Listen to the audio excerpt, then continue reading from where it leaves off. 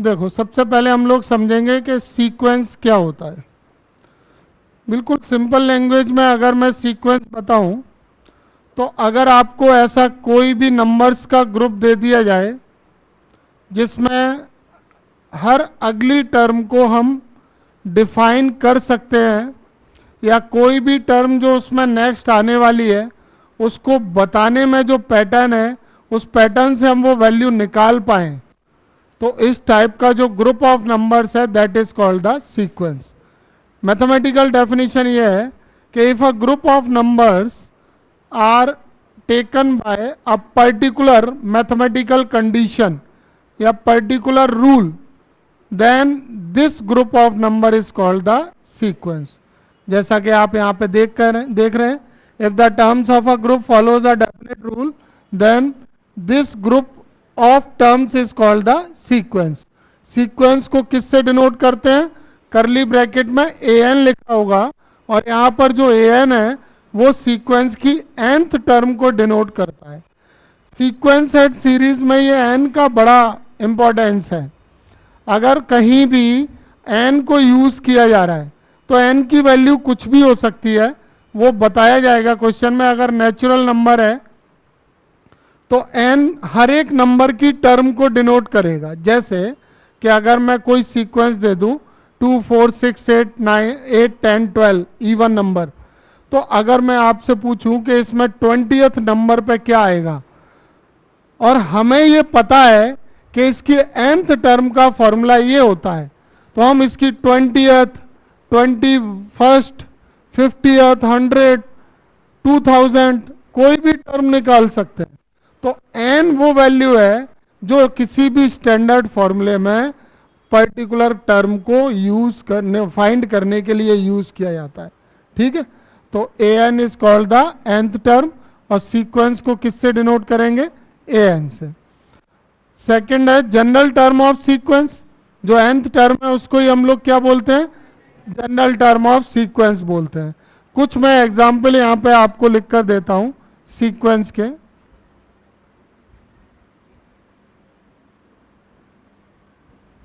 देखिए, जैसे मैंने लिखा 1/2 1/4 1/8 1/16, क्या आप बताएंगे अगला क्या आने वाला है? 1/32, और उसका अगला? तो ये एक पैटर्न को फॉलो कर रहा है कि नहीं? तभी तो आप बता पा रहे हो। तो ये सीक्वेंस है कि नहीं है? अगर ये इन्फिनिटी तक जाएगा तो इसको क्या बोलेंगे? Infinite sequence. और अगर इसमें नंबर ऑफ टर्म लिमिटेड होंगे, फिक्स होंगे, तो उसको क्या बोलेंगे? Finite sequence.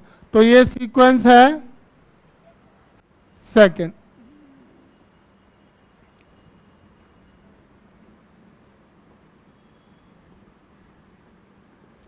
बताइए, क्या ये सीक्वेंस है? कैसे? ये 1 square 2 square 3 square 4 square 5 square, ये सीक्वेंस है। और देख लें।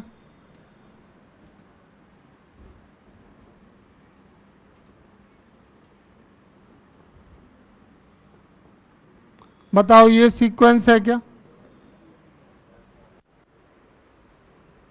है या नहीं है? क्या आएगा नेक्स्ट? अरे ऑड नंबर रेशियो में लिखे हैं ना, 1 3 3 5 5 7, तो 7/, तो ऐसे जिनमें कोई पर्टिकुलर रूल फॉलो होता है वो सीक्वेंस होते हैं। और अगर कोई फिक्स रूल नहीं है, जैसे 1 आ गया, फिर 12 आ गया, फिर 20 आ गया, फिर 30 आ गया, फिर 42 आ गया, तो ये सीक्वेंस है। यहाँ पे इधर 11 का डिफरेंस है, इधर 8 का है, इधर 10 का, इधर 12 का, और किसी नंबर का स्क्वायर भी नहीं है, कोई पर्टिकुलर कंडीशन नहीं मिल रही, तो ये सीक्वेंस नहीं है। यानी सीक्वेंस वो होते हैं जिनमें एक पर्टिकुलर कंडीशन फॉलो होती है। आ गया समझ में? सीक्वेंस की nth टर्म को किससे डिनोट करते हैं? an से। और जनरल टर्म an को ही बोला जाता है, और सीक्वेंस को रिप्रेजेंट करने का सिंबल है करली ब्रैकेट के अंदर उसकी nth टर्म को लिख दिया जाए तो वो क्या है, सीक्वेंस। ठीक है, आया समझ में। नेक्स्ट हेडिंग देखिए, सीरीज क्या होता है।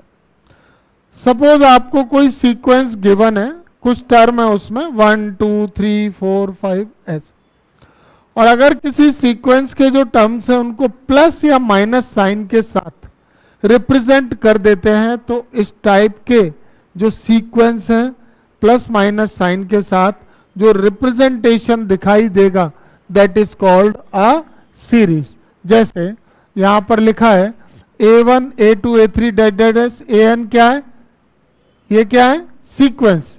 तो A1 plus A2 plus A3 dash dash dash plus AN, इसको हम लोग क्या बोलेंगे, सीरीज। आया समझ में। किसी भी सीक्वेंस से सीरीज कैसे बनती है, उसके सारे टर्म को या तो प्लस कर दो या फिर माइनस कर दो, ऐसे करके। तो प्लस या माइनस साइन के साथ जब सीरीज को, जब सीक्वेंस के टर्म्स को लिखा जाता है, कोई भी सीक्वेंस जो आपको दिया जा रहा है, अगर आप उसके टर्म्स को प्लस या माइनस साइन के साथ लिखेंगे तो उसको हम लोग क्या कहते हैं, वो सीरीज है। ठीक है, सीक्वेंस से ही क्या बना, सीरीज। अगली हेडिंग देखिए, यहां पे क्या लिखा हुआ है, प्रोग्रेशन।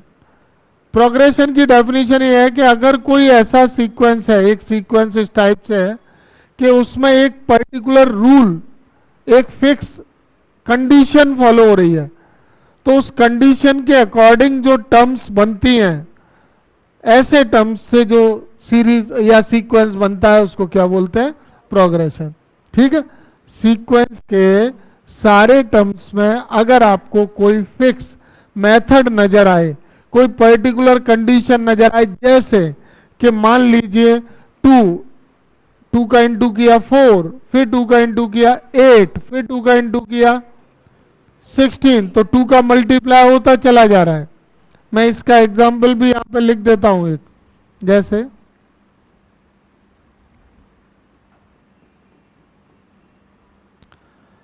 जैसे हमने लिखा फर्स्ट एग्जाम्पल में 2 4 8 16 32 ऐसे, तो ये क्या है, प्रोग्रेशन है।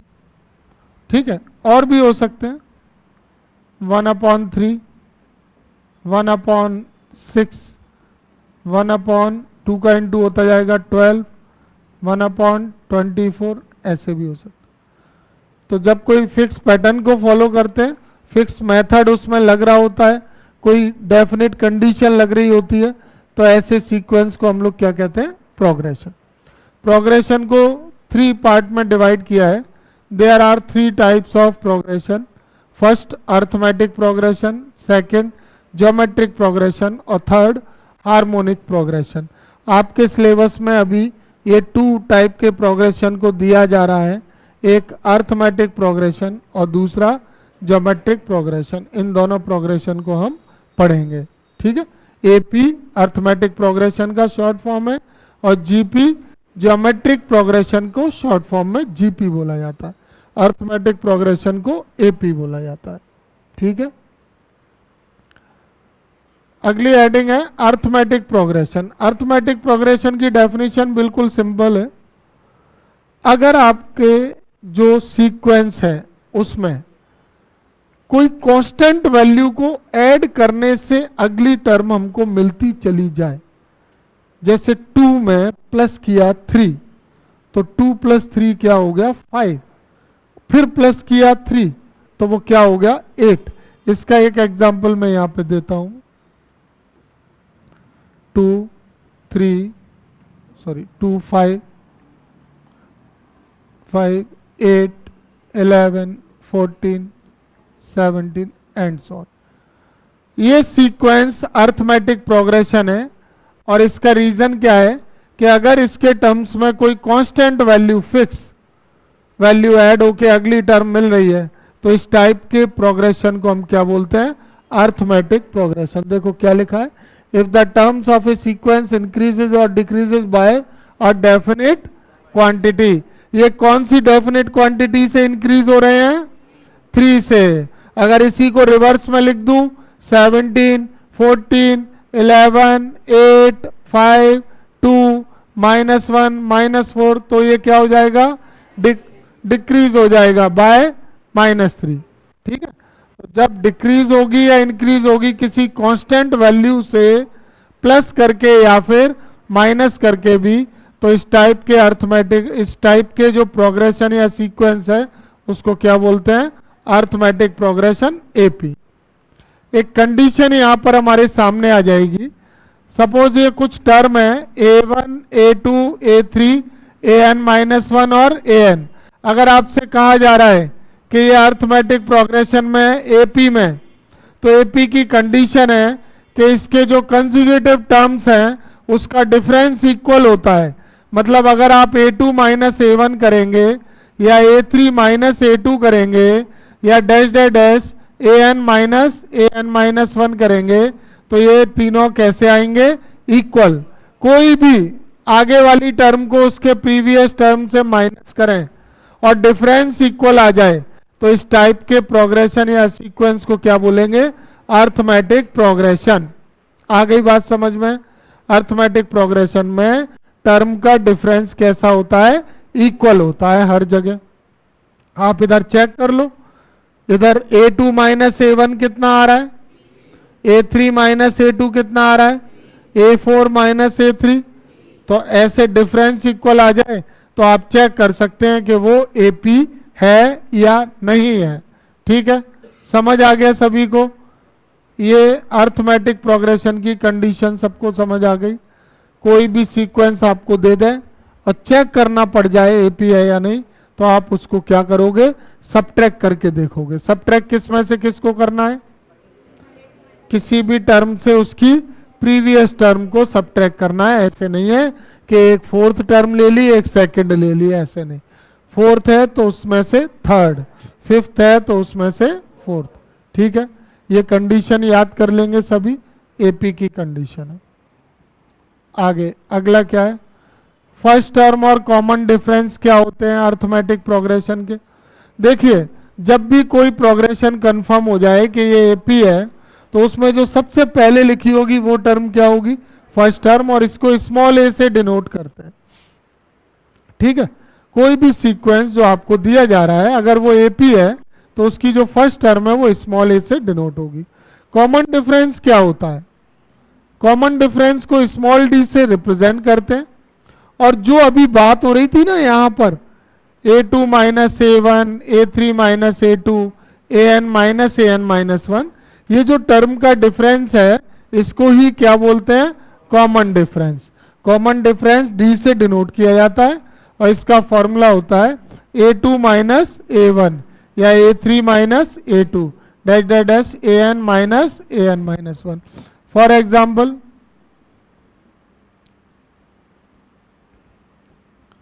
जैसे मान लीजिए हमने ले लिया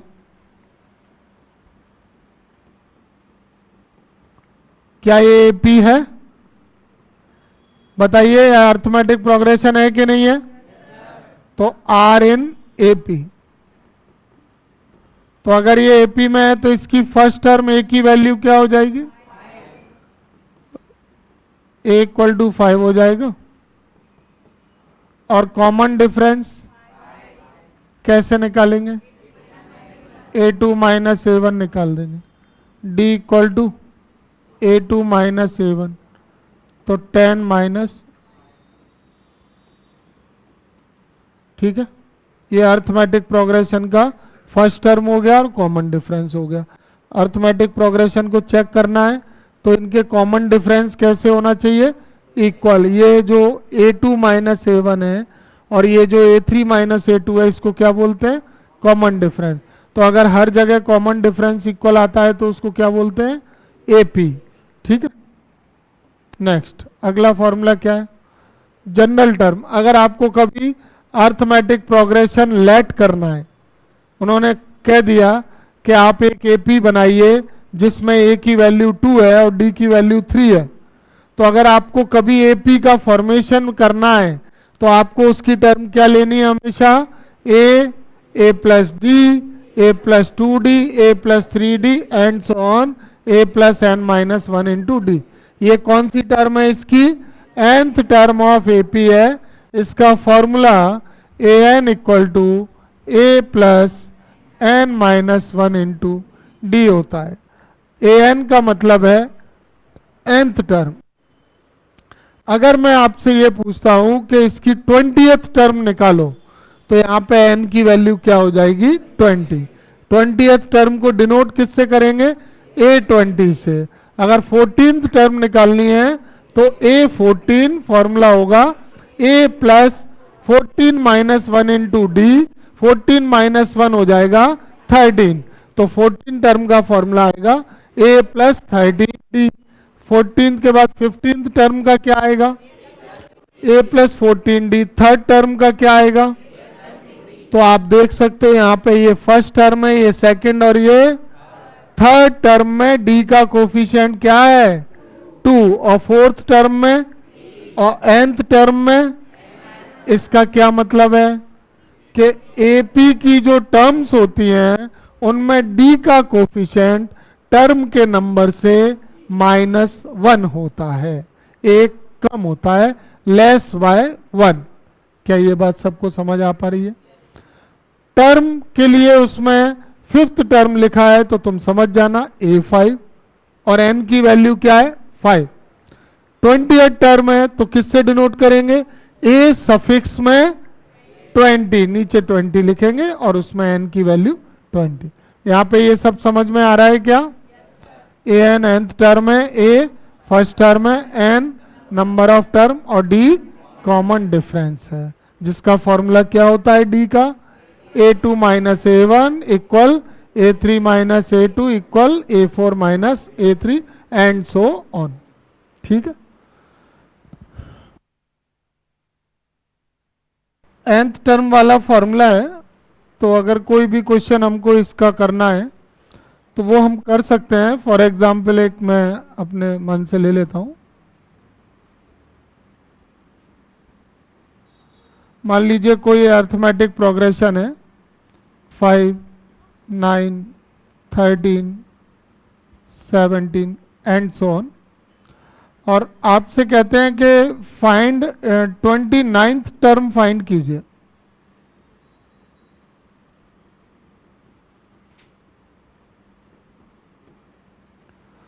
तो 29th टर्म फाइंड करना है तो हम लोग ये वाले फॉर्मूले को अप्लाई कर सकते हैं, क्योंकि ये जो सीक्वेंस है ये वाला, ये प्रोग्रेशन AP है कि नहीं है, चेक कर लो ना। A2 माइनस A1 करा 4 आ रहा है, A3 माइनस A2 4 आ रहा है, A4 माइनस A3 भी 4 आ रहा है, तो ये किस में है AP में। अगर ये AP में है अर्थमेटिक प्रोग्रेशन में, तो जो इसमें सबसे पहली वैल्यू लिखी होगी वो इसकी फर्स्ट टर्म हो जाएगी। D के लिए हम लोगों को किसी भी टर्म से उसकी प्रीवियस टर्म को माइनस करना होगा, 4 आ जाएगा। A आ गया, D आ गया। अब मैं जैसे यहाँ पे nth टर्म का फॉर्मूला है तो वो मैं अप्लाई करूंगा इस तरह से, a plus n minus one into. अब अगर मुझको 29th टर्म निकालनी होगी तो मैं यहाँ पे A29 कर दूंगा ना, तो a plus 29 minus one into, तो ये कितना आ जाएगा a प्लस 28d, जैसा कि अभी डिस्कस हुआ था कि जो d का कोफिशिएंट है वो 1 लेस होता है। अब इसमें a और d की वैल्यू हम रख के d की वैल्यू 4,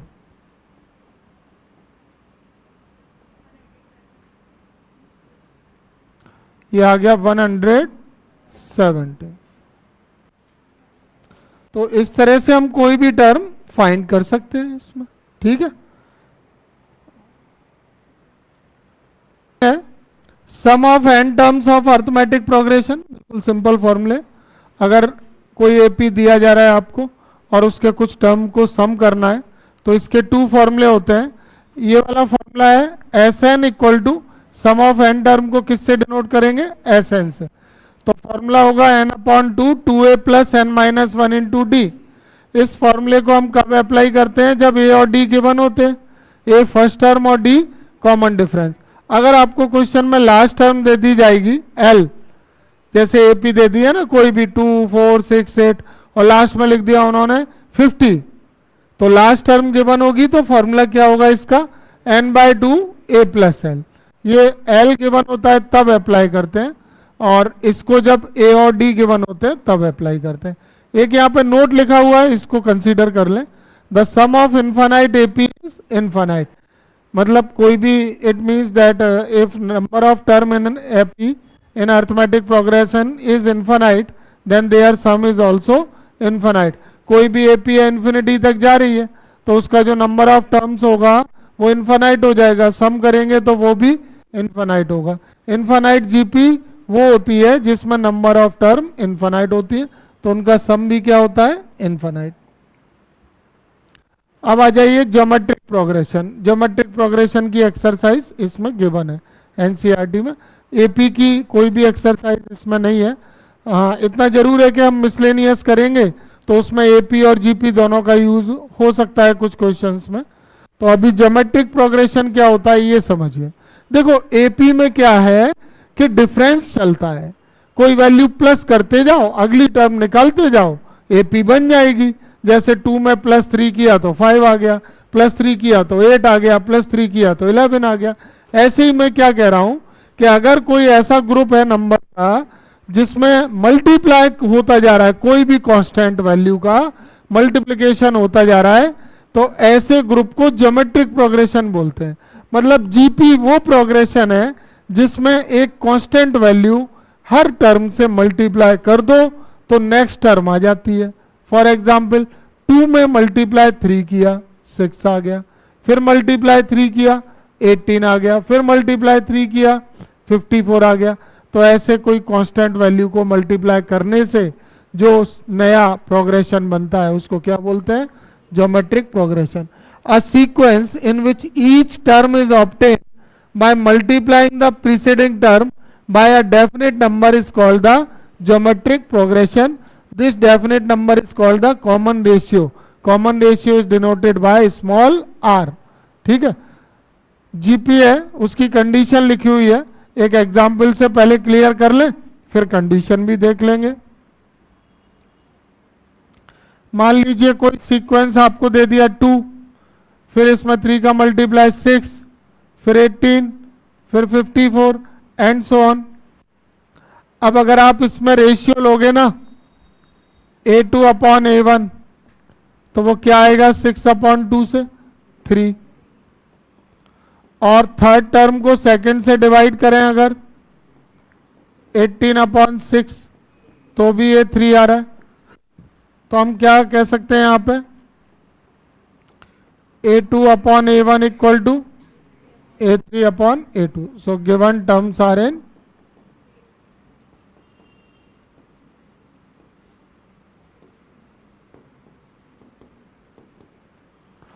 तो ये जो टर्म्स है किसमें, जीपी में।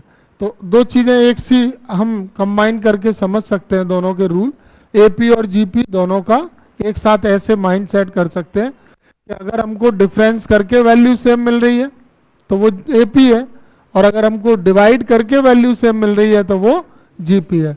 और ये जो डिवाइड करके वैल्यू आती है ना इसको क्या बोलते हैं, कॉमन रेशियो। कॉमन रेशियो को स्मॉल आर से डिनोट करते हैं। ठीक है, ये समझ में आ गया, जीपी चेक करने का मेथड है। नेक्स्ट है इसमें वही कॉमन रेशियो के बारे में ही बताया गया है कि कॉमन रेशियो को डिवाइड करके फाइंड किया जाता है और डिनोट किससे करते हैं, आर से। यहाँ पे आर के लिए फॉर्मूला लिखा है A2/A1 equal A3/A2 equal dash dash dash और लास्ट में AN/AN-1। मतलब किसी भी टर्म को उसके प्रीसीडिंग टर्म से डिवाइड करना होता है, उसके पहले वाली टर्म से। तो एपी जो है वो प्लस करके बनती है और जीपी जो है वो मल्टीप्लाई करके बनती है। एपी के कॉमन रेशियो के लिए माइनस करना होता है और एपी के कॉमन डिफरेंस के लिए माइनस करना होता है और जीपी के कॉमन रेशियो के लिए डिवाइड करना होता है। ठीक है, कॉमन रेशियो समझ आ गया ना सभी को। अब यहां पर देखिए जनरल टर्म, अगर आपको कभी जीपी बनानी है और आपको फर्स्ट टर्म ए और कॉमन रेशियो आर दे दिया जाए, आपसे कहें जीपी बनाओ, तो आप क्या टर्म लेके बनाओगे GP, A R square A R cube. यहाँ पे आप देख सकते हैं कि इसमें किस वैल्यू का मल्टीप्लाई हो रहा है, आर का इंटू होता जा रहा है ना, मल्टीप्लाई आर का करते जा रहे हैं तो वो नई टर्म आती जा रही है। तो मल्टीप्लाई कांस्टेंट वैल्यू से हो रहा है और नई टर्म आ रही है, इसलिए हम कहेंगे कि ये कौन सा प्रोग्रेशन है, ज्योमेट्रिक प्रोग्रेशन है ये। यहां पर अगला फॉर्मूला है nth टर्म ऑफ जीपी। मतलब अगर ऐसे कोई भी जीपी आपको दे दें और आपसे कहें कि इसकी ये पर्टिकुलर टर्म निकालो, 7th टर्म निकालो, 17th टर्म निकालो, 20th टर्म निकालो, तो टर्म को निकालने के लिए इसका फॉर्मूला क्या होता है एन का, ए आर की पावर n -1। ये nth टर्म ऑफ जीपी के लिए फॉर्मूला है।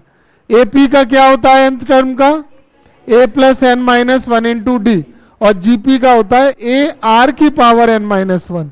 यहाँ पे ए एन किसको रिप्रेजेंट कर रहा है, nth टर्म को, a किसको कर रहा है, फर्स्ट टर्म है, नंबर ऑफ टर्म है, और r है कॉमन रेशियो। सिमिलरली जो nth टर्म का फॉर्मूला है, ऐसा ही फॉर्मूला किसके लिए भी है, लास्ट टर्म के लिए। बस केवल पूछने का अंतर हो जाता है, कभी nth टर्म पूछते हैं, कभी कहते हैं find the last term. Last term है तब भी फॉर्मूला यही अप्लाई करना है आपको, L equal to A R की पावर n-1, और यहां पर L क्या है, लास्ट टर्म है। नेक्स्ट फॉर्मूला आप लोग देखें यहां पे, अगर कभी कोई जीपी दे देते हैं और आपसे कहते हैं लास्ट की साइड, लास्ट से, बिगिनिंग से नहीं, लास्ट से nth टर्म निकालिए, तो लास्ट से nth टर्म का फॉर्मूला होता है L अपॉन आर की पावर n-1। जैसे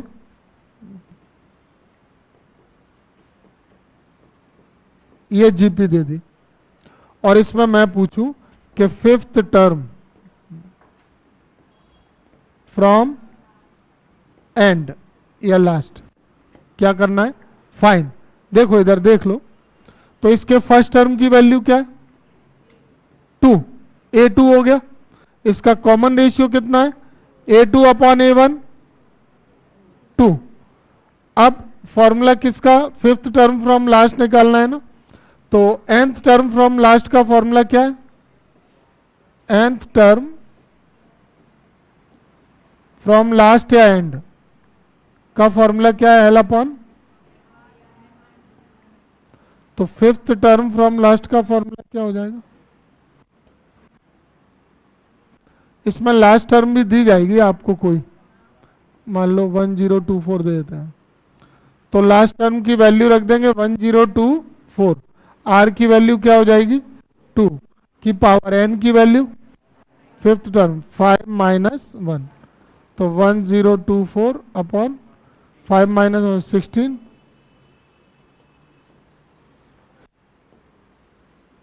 कैंसिल कर दिया, 64 आ गया।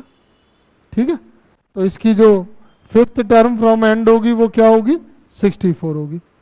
आया समझ में, ऐसे ये लास्ट टर्म, लास्ट से nth टर्म निकालने का फॉर्मूला है। nth टर्म का हो गया ए आर की पावर n-1, लास्ट टर्म का हो गया L equal to A R की पावर n-1, और nth टर्म फ्रॉम एंड का हो गया L अपॉन आर की पावर n-। इन दोनों में प्रॉब्लम ज़्यादा नहीं आती है, इसमें आती है तो इसका एक क्वेश्चन मैंने, इसी का एग्जाम्पल है ये, वो मैंने करके दिया। ठीक है,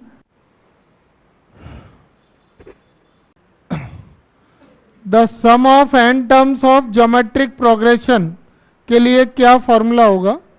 अगर आपको कुछ टर्म दे दी जाए और आपसे कहा जाए इनका सम निकालिए, इन सारे टर्म का एडिशन कीजिए, और वो टर्म जो है ना वो जीपी में हो, ज्योमेट्रिक प्रोग्रेशन। ज्योमेट्रिक प्रोग्रेशन कौन सा होता है, जब एक कांस्टेंट वैल्यू मल्टीप्लाई होती चली जाती है तो नई जो टर्म आती हैं, ऐसे नई टर्म मिलकर बनने से ज्योमेट्रिक प्रोग्रेशन बनता है। ज्योमेट्रिक प्रोग्रेशन में कांस्टेंट वैल्यू मल्टीप्लाई होके आती है। तो यहाँ पर sum of N term of GP के 3 फॉर्मूले लिखे हुए हैं। फर्स्ट वाला है S N equal to A multiply R की पावर एन, अच्छा ये ग्रेटर देन का सेकंड पे लिखा है, फर्स्ट पर लेस देन वाला लिखा है।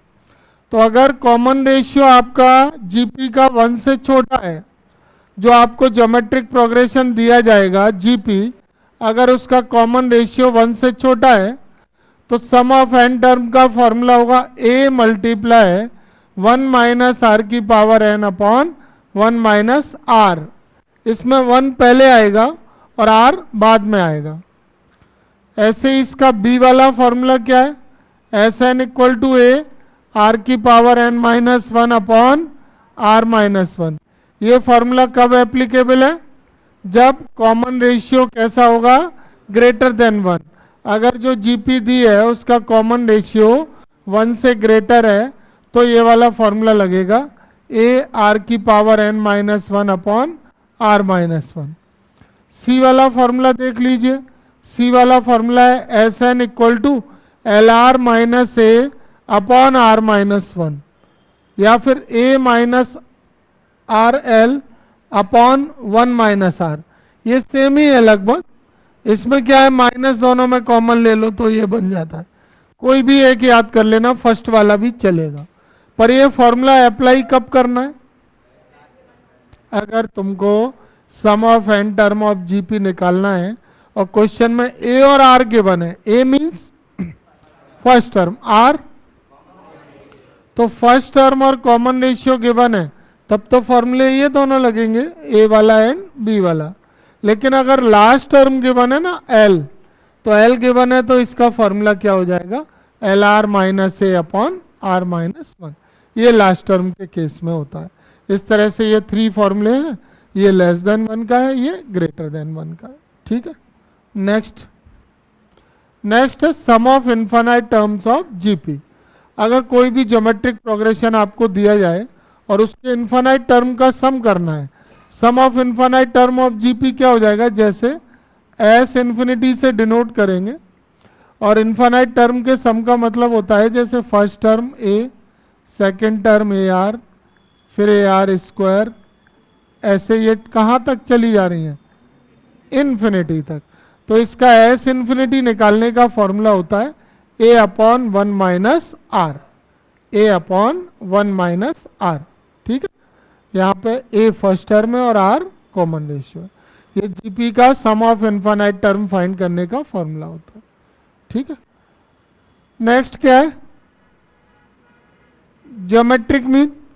अर्थमेटिक मीन 2 नंबर का क्या होगा बताइए फॉर्मूला, बहुत सिंपल है, 10th क्लास वाला ही पूछ रहा हूं। अर्थमेटिक मीन होता है A plus B upon 2।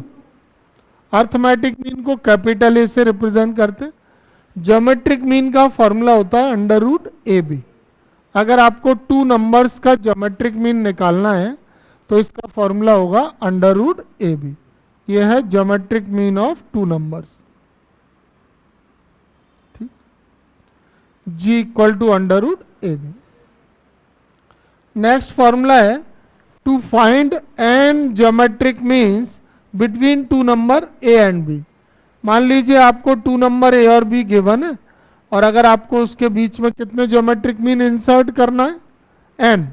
N geometric mean किससे डिनोट करेंगे, G1, G2, G3 dash dash dash Gn तक। तो अगर ये ज्योमेट्रिक मीन फाइंड करना है, ये एन ज्योमेट्रिक मीन इंसर्ट किए, इनकी वैल्यू चाहिए, तो इसका फॉर्मूला होता है, इसके लिए फर्स्ट टर्म ए हो जाएगी, नंबर ऑफ टर्म क्या हो जाएंगे n+2 और लास्ट टर्म b हो जाएगी। तो इसको मैं पहले थोड़ा सा यहाँ पे सॉल्व करके दिखाता हूँ। देखें, जैसे ये a और b के बीच में हमने n ज्योमेट्रिक मीन इंसर्ट किए, G1, G2, G3 dash dash dash कहाँ तक, Gn तक। ये a और b के बीच में क्या हो गए, n ज्योमेट्रिक मीन्स। तो n ज्योमेट्रिक मीन ये रहे और 2 टर्म एक्स्ट्रा है, तो टोटल जो नंबर ऑफ टर्म होंगी ना यहाँ पे, नंबर ऑफ टर्म्स वो पता है कितनी होंगी, capital N equal to n+2। क्यों आया n+2, क्योंकि ये बीच में कितनी टर्म है, n। ज्योमेट्रिक मीन कितने, n, और ये एक्स्ट्रा में कितनी, 2, तो total term n+2। First term इसकी a है और लास्ट टर्म इसकी क्या है, b। तो इसका लास्ट टर्म का फॉर्मूला लगा लेंगे, ए आर की पावर n-। अब l की वैल्यू क्या आ जाएगी, b, a की वैल्यू a, r की पावर कैपिटल N की वैल्यू n+2 - 1। बी के अपॉन में ए को ले आए, आर की पावर क्या हो गई n+1, तो आर की पावर n+1 की वैल्यू क्या हो गई बी अपॉन ए, तो यहां से आर की वैल्यू क्या हो गई बी अपॉन ए की पावर 1 अपॉन, तो ये वाले फॉर्मूले से हम कॉमन रेशियो आर निकाल लिया करेंगे अगर हमको ज्योमेट्रिक मीन निकालना है उस क्वेश्चन में। और जब आर आ जाएगा ना आपका, इसके बाद इसको ये जनरल टर्म से कंपेयर करवाओ जरा इसको, ए फिर ए के बाद ए आर फिर A R square A R cube, तो G1 का फर्स्ट ज्योमेट्रिक मीन का फॉर्मूला क्या आया A R, second geometric mean का क्या आया A R square, third geometric mean का क्या आया ए आर क्यूब, ऐसे करके nth ज्योमेट्रिक मीन Gn का फॉर्मूला क्या होगा ए आर की पावर n। ठीक है, इसमें ए गिवन रहा करेगा, आर इस फॉर्मूले से आ जाएगा, ए और आर की वैल्यू रख के सॉल्व कर देंगे तो हमको क्या मिल जाएंगे G1 G2 G3 Gn, और इन G1 G2 G3 Gn को ही हम लोग क्या बोल रहे हैं ज्योमेट्रिक मीन। ठीक है, तो अगर 2 नंबर के बीच में n ज्योमेट्रिक मीन इंसर्ट करना है तो उसका ये पूरा प्रोसेस है।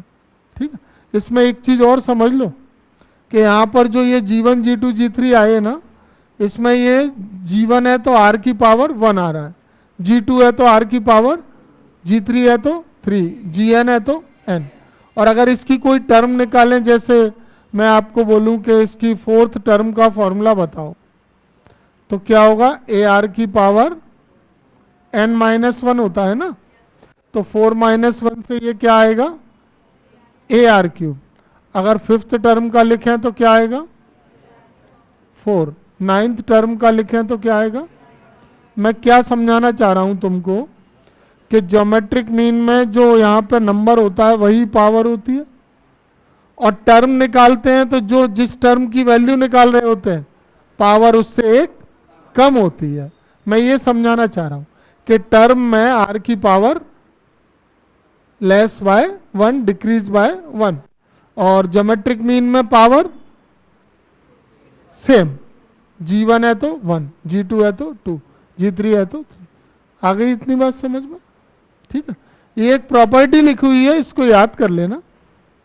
क्या प्रॉपर्टी है कि जैसे 2 नंबर ए और बी के बीच में ये क्या इंसर्ट किया गया एन ज्योमेट्रिक मीन, तो इनका जो प्रोडक्ट है ना, किसका प्रोडक्ट एन ज्योमेट्रिक मीन का, एन ज्योमेट्रिक मीन का प्रोडक्ट क्या होगा G1 multiply G2 multiply G3 dash dash dash Gn। ये इन दोनों का जो सिंगल ज्योमेट्रिक मीन होता है ना, ए और बी का सिंगल ज्योमेट्रिक मीन क्या होता है √AB, उसकी पावर क्या होगा n। यहां पे कितने ज्योमेट्रिक मीन है तो पावर में क्या आया है n। अगर 4 ज्योमेट्रिक मीन होते तो पावर, और 10 ज्योमेट्रिक मीन होते तो √AB की पावर 10। तो ये कंडीशन समझ में आई, फिर से सुन लो एक बार। Between any 2 number a and b the product of n geometric mean is the nth power of the single geometric mean of 2 numbers. ठीक है, जो n ज्योमेट्रिक मीन का प्रोडक्ट है वो उन दोनों नंबर के ज्योमेट्रिक मीन की पावर n होता है। ठीक है, इसको 20 वाले को जब नोट करें तो इन दोनों की जगह ये पूरा नोट कर लेना यहां तक, और इसके बाद ये नोट लिख लेना, इस तरह से इसको नोट करना। ठीक है, समझ में आया।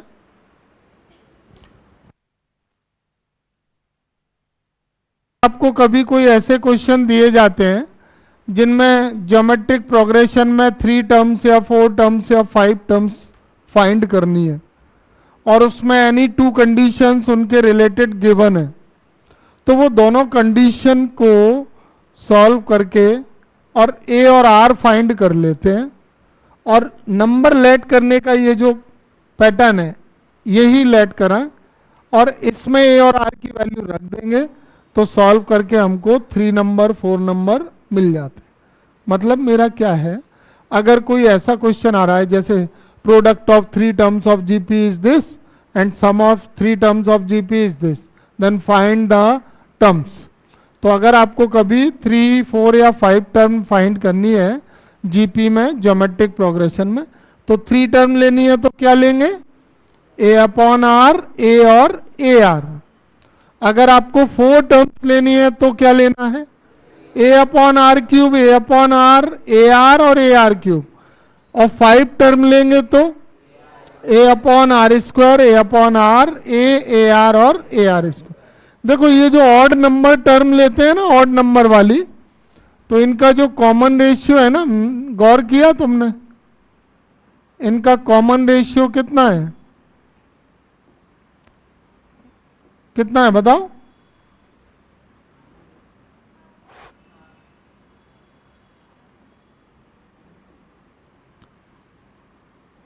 यहां मैं कॉमन रेशियो के बारे में बात कर रहा हूं। सबका अलग अलग ना लिख के मैंने ऊपर लिख दिया है। अब यहाँ पे मेंशन कर देंगे कि इसका कॉमन रेशियो क्या है, आर है। इसका कॉमन रेशियो क्या है, आर स्क्वायर है। इसका कॉमन रेशियो क्या है, आर। तो ऐसे तुम ये ध्यान रख सकते हो कि 3 टर्म जब हम लोग लेते हैं तो कॉमन रेशियो आर रखते हैं, 5 टर्म लेते हैं तो कॉमन रेशियो आर रखते हैं। लेकिन अगर इवन नंबर ऑफ टर्म लेना है, 4 टर्म लेना है, तो कॉमन रेशियो क्या लेंगे, आर स्क्वायर। ठीक है, ये इसका याद रखने के लिए थोड़ा सा हिंट किया गया है। अदरवाइज सीधा सीधा याद कर लो। 3 टर्म है तो ए अपॉन आर, ए और ए आर। 5 टर्म है तो ए अपॉन आर क्यूब, इधर एक बढ़ा दी और एक इधर बढ़ा दी, A R, A upon R square, एक इधर बढ़ा दी और एक इधर बढ़ा दी। और 4 टर्म के लिए आर स्क्वायर का डिफरेंस, तो A upon R cube, A upon R, A R और ए आर। अगर इस तरह से टर्म लेकर क्वेश्चन सॉल्व किए जाते हैं तो कैलकुलेशन आसान रहती है और आंसर जल्दी आ जाते हैं। तो कोई और वैल्यू लेके करोगे तो डिफिकल्ट रहता है। ठीक है, इस वजह से ये पैटर्न बनाए गए हैं। अगर आपको जीपी में कभी भी 3, 4 या 5 टर्म लेना है तो ये लेंगे, इसको याद कर लेंगे। नेक्स्ट, एक रिलेशन है अर्थमेटिक मीन और ज्योमेट्रिक मीन में। रिलेशन ये है कि अगर कभी भी कोई 2 नंबर्स हैं और उनका अर्थमेटिक मीन निकाला जाए और ज्योमेट्रिक मीन निकाला जाए, तो ये जो अर्थमेटिक मीन की वैल्यू है वो हमेशा ग्रेटर देन आएगी किससे, ज्योमेट्रिक मीन से। और करके मैं इसको ऐसे लिख सकता हूं कि arithmetic mean A plus B upon 2 greater than होता है ज्योमेट्रिक मीन यानी अंडर रूट ए बी। कभी कभी ये इक्वल भी आते हैं किसी किसी वैल्यू में, तो arithmetic mean greater than equal to भी लगा देते हैं इसमें, ग्रेटर देन इक्वल टू। ठीक है, तो अर्थमेटिक मीन ग्रेटर देन और इक्वल टू ज्योमेट्रिक मीन, यानी अर्थमेटिक मीन का फॉर्मूला क्या होता है 2 नंबर्स का, A plus B upon 2। Geometric mean का क्या होता है, अंडर रूट ए बी। ठीक है, और एक ये प्रॉपर्टी है, इसको याद कर लो, नहीं भी याद करोगे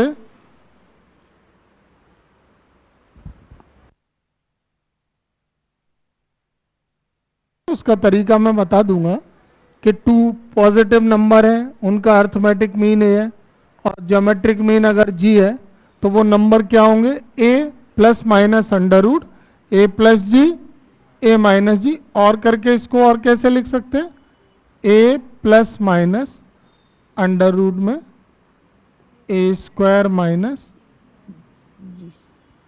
ठीक है, ये इसकी थ्योरम हो गई। ठीक है, जीपी की वो मैं यहां पे जरा बता दूं, प्रॉपर्टीज ऑफ ज्योमेट्रिक प्रोग्रेशन। देखो ज्योमेट्रिक प्रोग्रेशन की प्रॉपर्टीज क्या होती हैं। फर्स्ट प्रॉपर्टी ये है,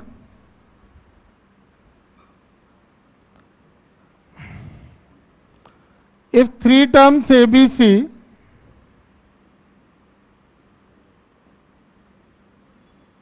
are in GP, then B square equal to होता है AC। अगर कोई 3 टर्म GP में है ना, तो मिडिल टर्म का square equal to the product of first term and third term. Second condition ये है if A1 A2 A3 dash dash dash AN are in GP, then A1 के A2 के A3 के AN के are also in GP. इस property का मतलब समझ रहे हो? इसका मीन्स ये है कि जैसे कोई भी ज्योमेट्रिक प्रोग्रेशन में कांस्टेंट से मल्टीप्लाई अगर हम लोग कर देते हैं तो जो नई सीरीज बनती है ना वो भी क्या होती है? जीपी होती है। और यहां पे के क्या है? कांस्टेंट।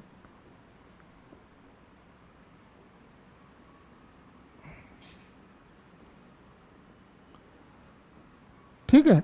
एंड अगर डिवाइड भी कर देंगे ना तो भी जीपी होगी। A1 अपॉन के, A2 अपॉन के, A3 अपॉन के dash dash dash AN upon के आर ऑल्सो इन जीपी। ठीक है, के कांस्टेंट है। एक थर्ड प्रॉपर्टी यहां पे देखें जीपी की। जैसे कोई अगर आपको टर्म्स दिए हैं, ग्रुप ऑफ टर्म्स है A1 A2 A3 dash dash dash AN, और ये जीपी में है, तो इनका जो रेसिप्रोकल होगा ना टर्म का, जीपी का रेसिप्रोकल करने से जीपी आती है।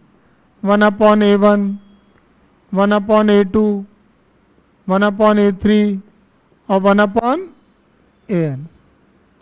ये भी किस में होंगे? जीपी में ही। ठीक है, तो जीपी की टर्म्स का रेसिप्रोकल करो तो भी जीपी आती है। जीपी में कोई कांस्टेंट का मल्टीप्लाई करो वो जीपी रहती है, और किसी कांस्टेंट का डिवाइड करो तो भी वो जीपी रहती है। ठीक है।